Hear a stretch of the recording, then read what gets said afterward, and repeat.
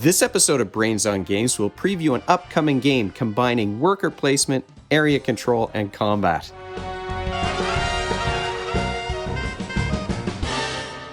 Welcome to Brains on Games. I'm Dr. Brian McDonald. In this episode, we are going to talk about an upcoming game. It's coming to crowdfunding very soon, and I will include information about the campaign in the show notes below the video. But this is an upcoming game that combines worker placement and area control, making it a super interactive worker placement game. It was sent to me very recently by the folks over at Card Noir, and it's a game called Crown of Ash. Now, this is a game for between 1 and 4 players. There is a solo mode for this game. It's for folks age 14 and up, so it's more the teenagers who are going to be able to figure this one out. And it's a game that plays in 1 to 2 hours. Let's take a deeper look at Crown of Ash. Crown of Ash is a game that's medium in terms of its complexity. There's a reason why it says 14 plus on the box. And it's a game, it's played over 4 rounds, and a round is finished when each player has placed all of their 4 workers somewhere on the board, and you're trying to earn the most victory points by controlling locations here on the board and by drafting fighters into your hand. Players are playing as necromancers who are raising these fighters that are going to battle each other in order to win the Crown of Ash. The game starts in a layout that's something like this. I've set it up as a 2-player game, and in a 2-player game, you're splitting up for starting locations between the 2 players, so they're dealt out at random. Each player also has a starting hand of 3 fighters, and they're going to place a fighter on each of their starting locations as well. And you also begin with one of these cards called Fate cards. This is how you're going to earn victory points at the end of the game, by drafting those fighters, because you want to draft fighters that have a little color at the top. I don't know if you'll be able to see this. I'll put it under the big camera here, that have a color at the top that matches one of the colors on your Fate card. And if that happens, you're going to get a point based on the Roman numeral that's down here at the bottom of these fighter cards. So you've got a secret kind of way of earning some victory points at the end of the game. It's not really going to be that secret, because the other players are going to see which fighters you're drafting, and they'll probably know pretty quickly what it is that you're looking for. The game, I mean, you can see this is a big board. The game is a little bit of a table hog, and this is a prototype. And the pictures I've seen, and I'll put a picture up of the board on the video here, but the pictures I've seen show that even the board has been a little bit redesigned. I know that resources are being upgraded, the meeples are there's so many things that are being planned for this crowdfunding campaign. The game is already pretty amazing, and I really like the first player counter with the hand that's kind of rising from the grave, right? Because you're all necromancers who are fighting for this crown. What you're doing in this game, like I said, is it's a worker placement game. So each player is going to have 4 of these workers, and they're going to place them in these spaces around the board in order to take some action. A lot of the time, you're going to be gathering resources. The resources are what's going to allow you to buy new fighters. So you can see with these 2 fighter cards, one of them is going to require 2 bone, and the other one is going to require 4 ash. So the resources are appropriate for a game that's all about necromancy, and the fighters are skeletons with arrows in them, or ghosts, or things like that. They're pretty creepy looking cards, but I do like the artwork quite a bit. Once you've resolved the worker's action and gathered resources or finished combat, we'll talk about combat in a minute, or built your structure, you can raise one of these fighters. Now, there are going to be 6 fighters that are available for drafting. At the top of the board here on this version of the board, the pictures I've seen online have spaces kind of in the middle of the board. They've rearranged things, and so there might be some cards face up in the middle of the board as well. So they do have different levels. So there's going to be 1 level 3 creature available for you. There's going to be a couple of level 2s and 3 level 1s. And remember, you're looking at the color at the top probably to try and earn some extra victory points at the end, but you're also looking at these values. These numbers at the top are the combat strength of these things. And combat is where this game really shines, and I think it elevates it above some other worker placement games that are less interactive, because you are going to want to steal some locations from the other players, and you do that by fighting them for the location. So I mentioned that you're going to start the game with those 3 fighters. 2 of them are going to be on the board at your structures. You've also got the structures, so you're going to have 1 fighter left in your hand, and each action you might be able to get an additional fighter that goes right into your hand, not into a discard pile. Each player is going to have a deck of these combat cards. And combat in this game is so clever, I think. All of the cards are the same. And if you look at them, and I'll show some graphics on the video as well. If you look at them, they have a number on the side. That's going to be the combat value that's added to whatever the value is of your soldiers that are in that fight. There's one that's entirely random. You get to roll a die, and that's going to determine the strength in combat. So you've got a 4 and a 3. You've got a random one that's a die. You've got a number 1 here, and you've got a 0. And one of the neat things I think here about combat in this game, it's very clever, like I said, is that both the victor and the loser are going to get something from combat. You might enter combat and lose on purpose in order to use a card, or because you need some sort of resource. You can get gold even if you lose. You can get, if you play this card and you win, you're going to get 1 gold. Gold is fantastic. It'll get you some victory points at the end of the game, but it also acts as a wild resource. If I lose with this combat card, I'm going to get 2 resources of my choice. So there are likely to be benefits for both players in a combat. But the thing about this game is that when you enter combat, well, let me show you what happens. You're going to start by, of course, placing your worker on the combat space at the location that you're hoping to take over. Now, this player has only 1 card defending. If I wanted to change that before combat happened, if I happen to put my worker here to gather resources, I can take this card out and change the cards that are defending that location. So there's multiple reasons why I might want to visit one of my own structures, not just to gain the resources, but also because maybe I want to change the defenders. Maybe I want to put a big one back in my hand and put some smaller defenders in that space, or maybe I want to make sure my opponent's not going to be able to get their hands on it. But if an opponent does put something here, then you're going to enter combat. Each player is going to play one of these combat cards face down, so they get to choose which one they play, and the attacker can choose 1 or 2 fighters from their hand. Of course, at the start of the game, on your first turn, you only have 1 of those fighters, but hopefully you've drafted a couple, and then you can play one face down. So the orange player is going to have 1 fighter and 1 combat card.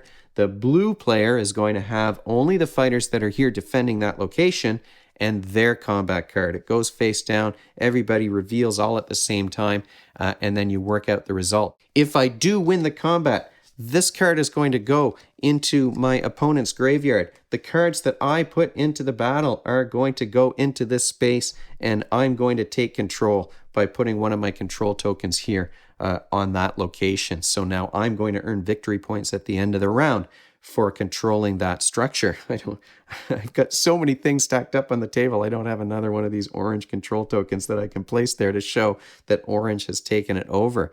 Because the players are playing as necromancers, the combat it's quite unique, because if I lose that battle, my soldier comes off the board, but this is a raised fighter. He goes into my graveyard, but at the end of the round, once all of the workers have been placed and you're resetting everything and recalling your workers to your player board, the cards in your graveyard also come back into your hand, so you don't permanently lose these things.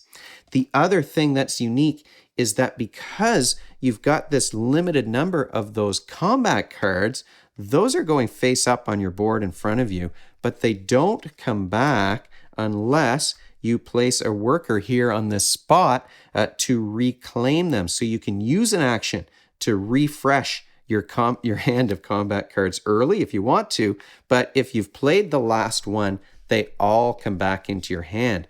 So the combat is made interesting, I think, by the fact that as players enter battles, they're going to be spending these cards. If you can keep track of the ones that are in this pile, you're not allowed to dig through it. You have to work from memory.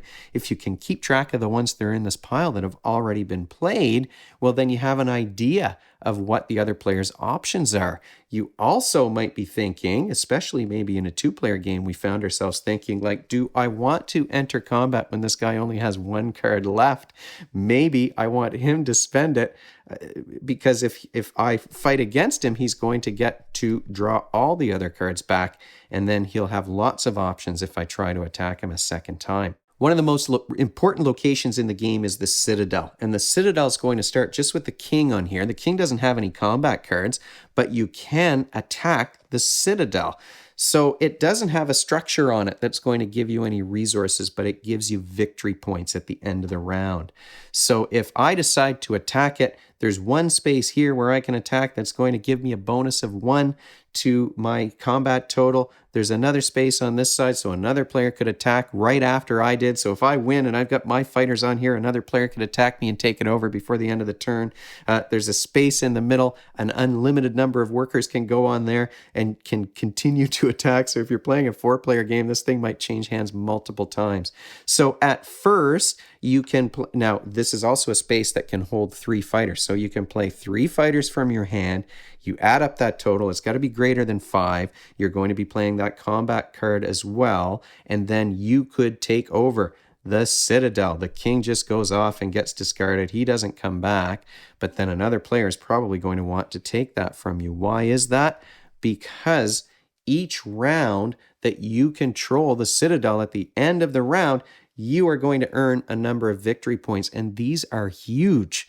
We found that this was often a game-deciding thing. You did not want to leave a player sitting on the Citadel for more than one round because, well, first of all, the number of points you earn escalates at the end of each round. So at the end, in the last round of the game, if you're controlling the Citadel, you're going to earn 6 victory points at the end of your turn.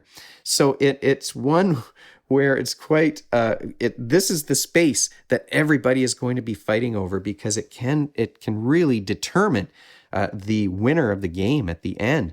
And because there's an unlimited number of attacks that could happen, I mean, you can see here, these other spaces, there's only 2 spots where a worker could go to attack. So if you manage to defend yourself twice, you're good to go. But here you're stuck. The other thing about the Citadel space is that once you've taken it over and put your fighters in there, you can't change them. So it's not like here where I can change the building or add a resource and edit the fighters that are amend, they call it, in the rule book. You can amend the fighters that are here. Once you've won your battle and you've placed your fighters here, that's where they stay until they get booted out by another player who attacks you. So the Citadel is super important, and you're really deciding, like, what do I want to do here? Do I want to attack it now? Do I want to wait to the last turn to make sure that nobody else can take it?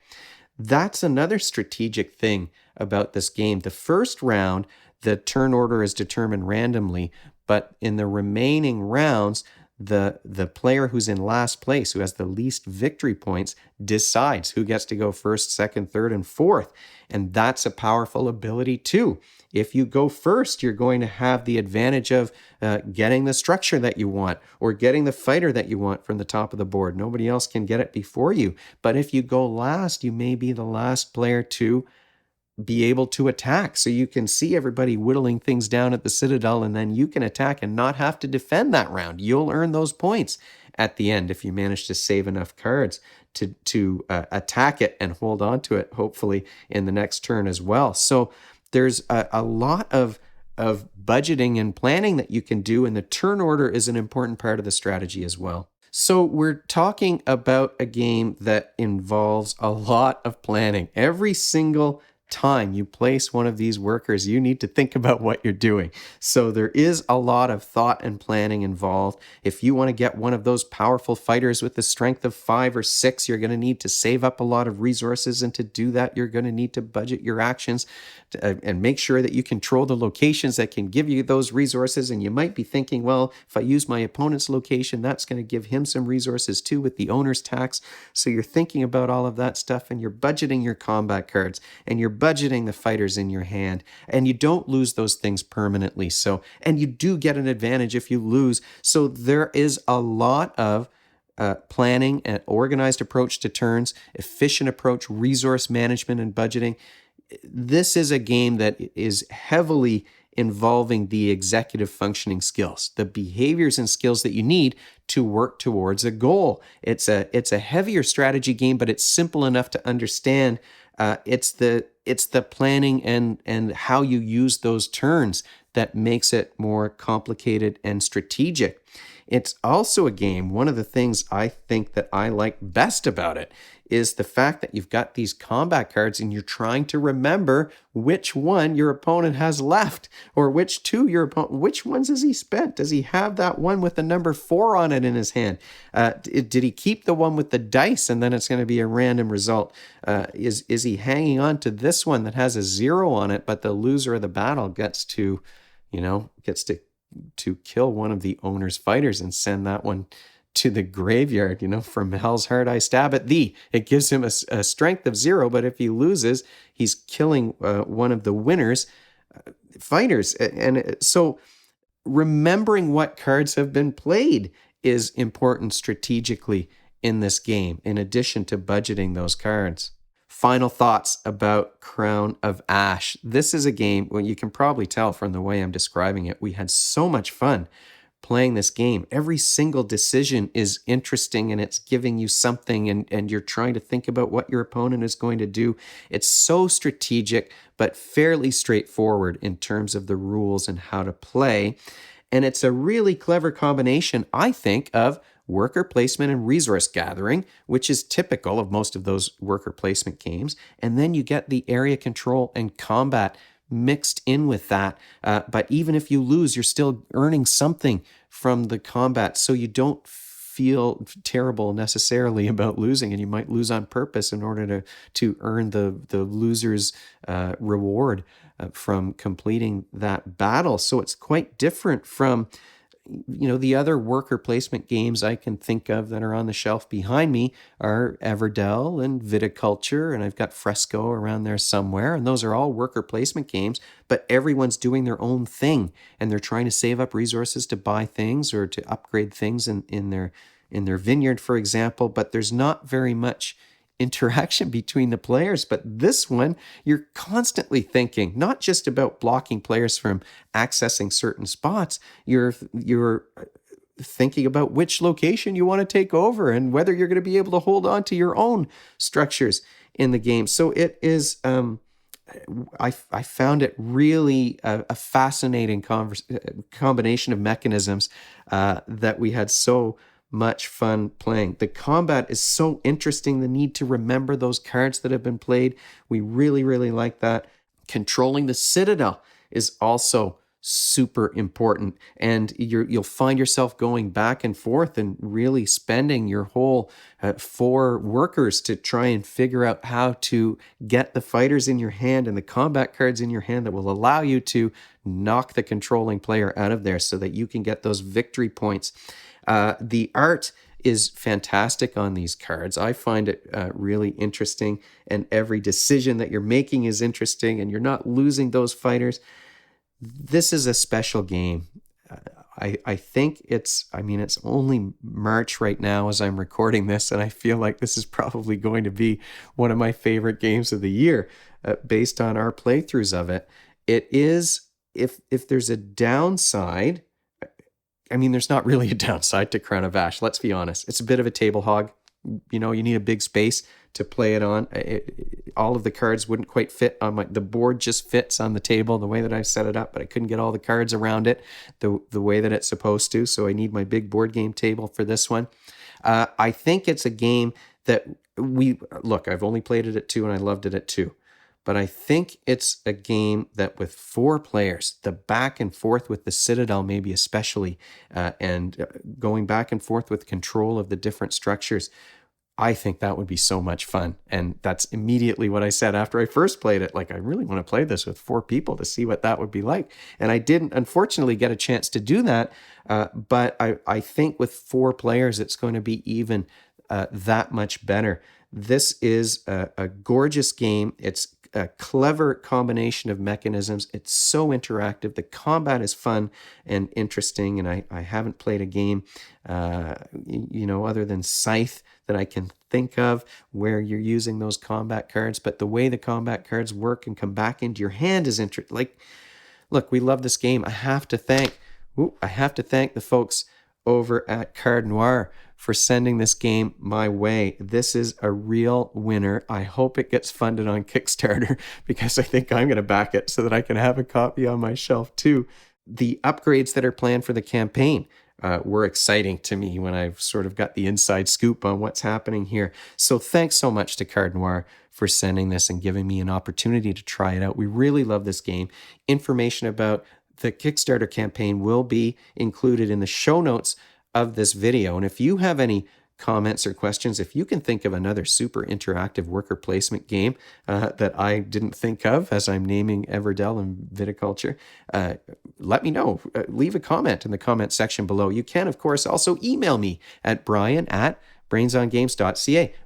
Brainsongames.ca is the website. That's where future episodes will go. The previous ones are up there already. Brains on Games is the Twitter handle and the Facebook page and the Instagram feed. So we're all over the place. And if you enjoyed this video and you want to be notified of future ones, you can head on over to YouTube and click that subscribe button.